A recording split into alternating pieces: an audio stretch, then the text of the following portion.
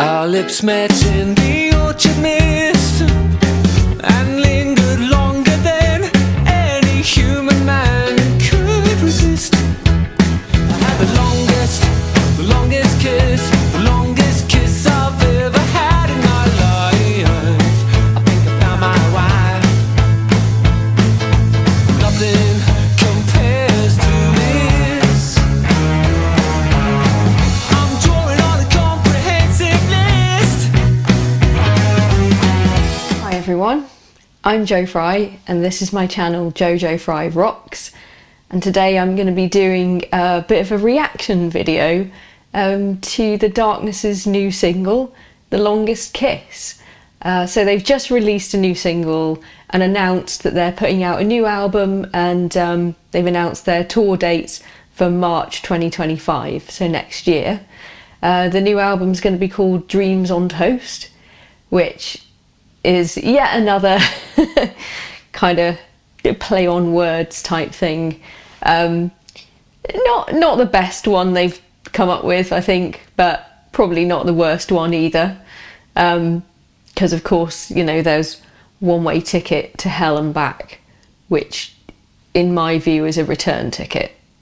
So I've always had an issue with that, just on a sort of grammatical level, if you like. Or, you know, just because I'm a bit pedantic like that. I know it's just meant to be a joke, like all of them.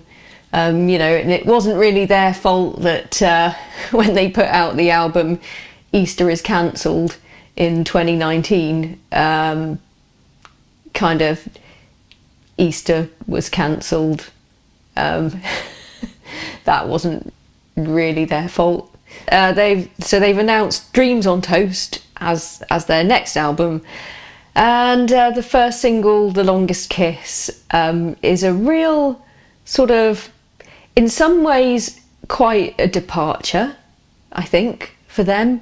But in other ways, if you look at, well, quite a lot of their catalogue, really, you can always find sort of the odd incongruous kind of song that they crop up throughout their albums, where, you know, they'll do something that's, it's still within their wheelhouse in terms of, you know, this is a song that is massively sort of leaning towards their Queen influence, if you like.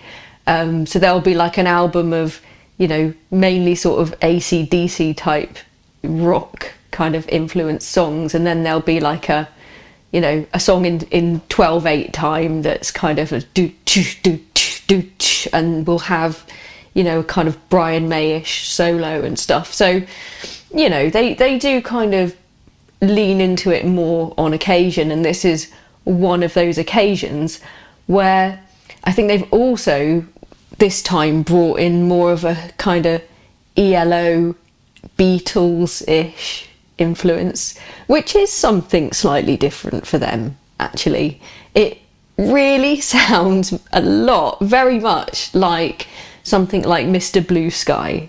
And I can also hear some kind of Beatles-ish references as well.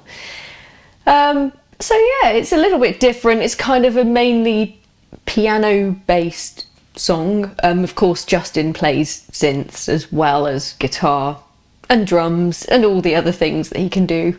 So yeah, he's always been a kind of multi-instrumentalist. You know, he's just amazingly talented. So he can sort of switch between these things quite easily, I think. And sometimes it's quite nice and quite refreshing to have a song that isn't so heavily kind of rock guitar driven, as most of their songs generally are. But of course you still have the guitars in there, and we'll come on to that in a little bit. You know, he does kind of have the solos, and that's what again shows their kind of Queen influence, these sort of Brian May style solos, but it's very clearly a Justin trademark solo. But I'll talk about that in a minute. So yeah, no, it's one of those songs that when you first hear it, you think, that's a bit different. That's not very kind of darknessy. And then, as I say, when you reflect on their wider body of work, you actually realise that, oh no, this is actually very much part of their kind of overall sound. It's not the thing that you necessarily first think of. But that's something I quite like about them. You know, they will surprise you sometimes. It's not predictable. And that is always kind of one of the, I suppose, biggest criticisms of bands, isn't it? When they just sort of keep trotting out the same thing. And there are bands that I do like, bands that I love, that have made the same album several times. And it's not necessarily bad. There are great bands like Def Leppard who have made albums that could have all been like this one and the same album. just kind of wrote too many songs, I guess, and put them out on different albums. But yeah, the Darkness always have a bit of variety in there, and every now and then there is kind of a standout, different sounding song, and this is one of those.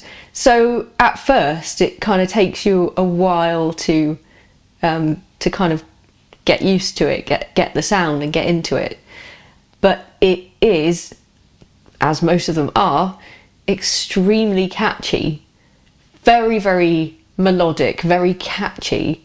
And I have found that ever since I first listened to it, sort of last week, it's just been in my head. It's just incessantly on repeat in my head, which is kind of, I think, it's just a sign of Justin's knack, I think, for writing these incredibly, instantly kind of catchy tunes and songs. And I think it's actually very clever. I think what he's done is very clever. Really, really like the production. So kind of coming back to that, I suppose, ELO type influence. I think where I'm hearing it probably the most is in the production.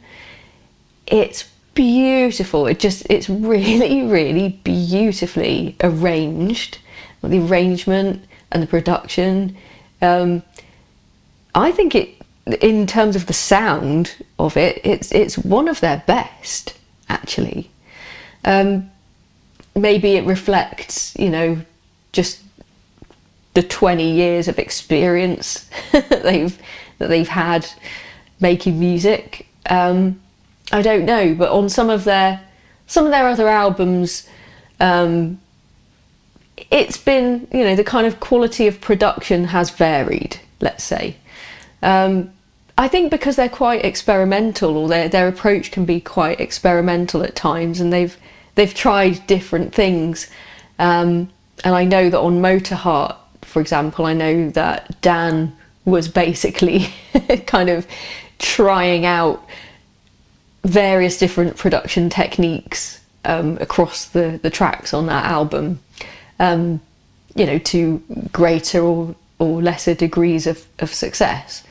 The playing's great, obviously, the playing's fantastic, and his guitar solo is very much a Justin solo. It's really got his kind of signature trademark sound all over it. But if I'm gonna be really picky, and I'm gonna be really honest about my feelings about the song, if there was one thing that I would say I'm not too keen on, it's the guitar tone. Now, I'm not sure what guitars Justin's actually using at the moment. I kind of been picking up recently, you know, watching their live performances at like festivals and things over this summer. I saw some videos of them on the Monsters of Rock cruise earlier this year, and noticed that he's definitely moved away from the Les Pauls, and I've seen actually that he's been kind of raffling some of them off, giving some of them away. He probably still has some, I'd imagine, but some of the main ones that he used to use, he's either kind of given away in sort of like charity raffles and stuff, or he's just not using them. And he's kind of moved away a little bit from that sound and from that guitar tone. And I'm not sure how I feel about that. I'm not entirely convinced, if I'm honest. You know, I'm not a massive Les Paul fan myself, but I do feel like that very, very recognisable guitar sound and guitar tone is really an integral part of the Darkness's overall sound. And I guess, I don't know, maybe 60-70% of people, you know, the casual listener wouldn't really notice it. But I think there's probably a core of Darkness fans who are guitarists themselves, or at least guitar enthusiasts like myself, who really love that very classic Les Paul sound. And I know Dan he's still playing a Les Paul, or I think he might even be playing a different Gibson actually. I saw him in the Visualizer video with maybe a 335 or something, but he's never moving away from Gibson. You know, that is kind of his thing. But yeah, I do on the solos in this song, I do miss that guitar tone, that Les Paul tone. The tone of the guitar on the solos and in the intro of this song, it's a bit thinner, I would say. It's a little bit more, I don't know, it sounds heavily processed, that's the other thing.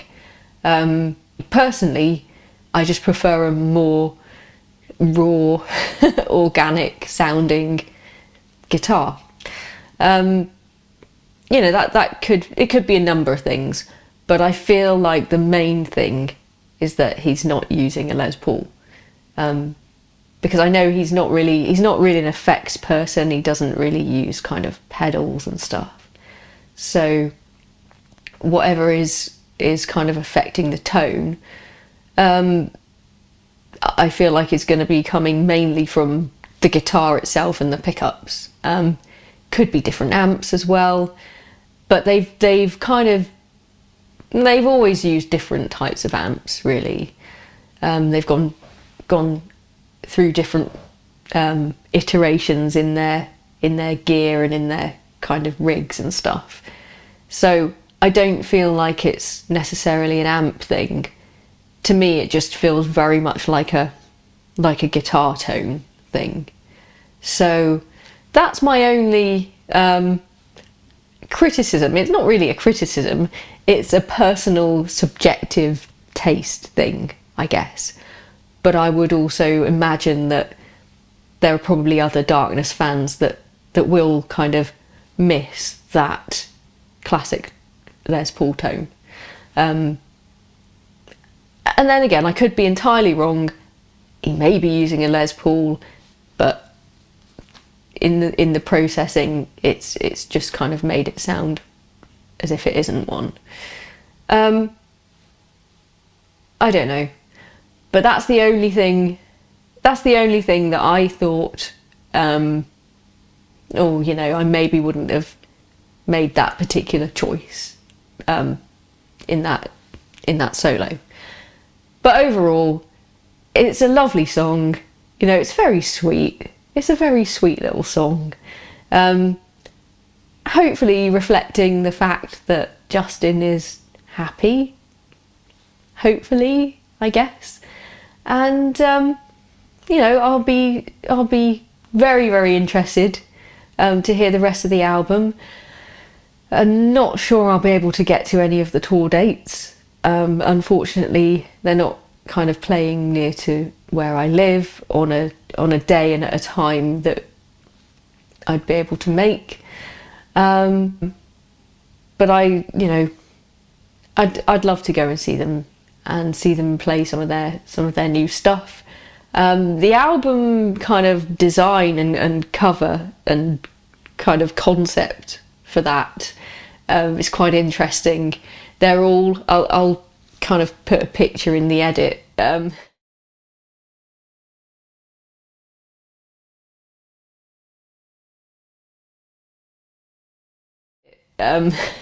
all in these kind of 80s suits, looking like, sort of trying to emulate that kind of 1980s Wall Street sort of look. Actually looks very much like the cover of a Heaven 17 album, and I'll put that in as well so you can see maybe where they've taken some inspiration from.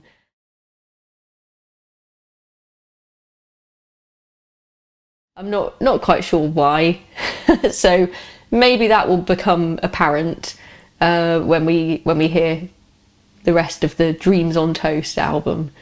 But yeah, great stuff from The Darkness. So that's kind of those are my overall thoughts on it, and looking forward to hearing the rest of the album. Let me know what you think in the comments. Can you hear any other influences? Is it something that you, if you don't or aren't particularly a fan of them, or their previous stuff, kind of listening to this, does it sort of make you more interested in what they might be doing on their new album? It'd be cool to hear what you think. Okay, thanks everyone.